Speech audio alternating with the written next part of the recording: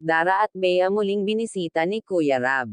Pero bago po iyan, pakisuportahan po natin ang ama ng Kalingap na si Val Santos Matubang at Kalingap Rab pati na ang viewers at Rexioners. Maraming salamat po.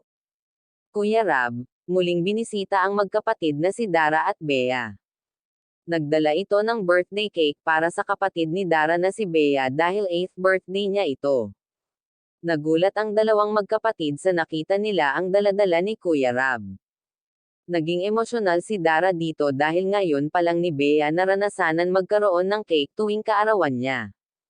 Ipinagluto din ito ni Dara ang kanyang kapatid na si Bea ng pansit. Tinanong din ito ni Kuya Rab si Dara kung bakit naging emosyonal siya. Sabi ni Dara dahil tuwing birthday nila ay wala silang handa at para lang itong normal sa kanila.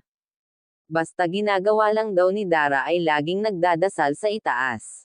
Napaiyak din si Dara dahil naalala din niya ang hirap ng kanyang nanay at kuya noon. Ngayon daw hindi man lang daw nila naranasan ang kaluwagan ng buhay na naranasan nilang dalawang magkapatid.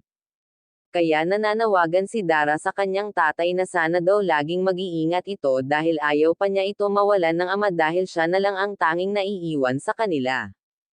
Hanggang ngayon ay wala pa kasi ito tumatawag kila Dara at wala din ito contact si Dara sa kanya dahil nasa bundok daw ito at walang signal doon. Nagpapasalamat din si Dara sa lahat-lahat ng tumulong at sumuporta, lalong-lalo na sa sponsor at Team Kalingap. Sabi pa niya dito na sana marami pa daw matulungan ang Team Kalingap na katulad nilang mahihirap, kaya hanggang dito na lang po at maraming salamat po.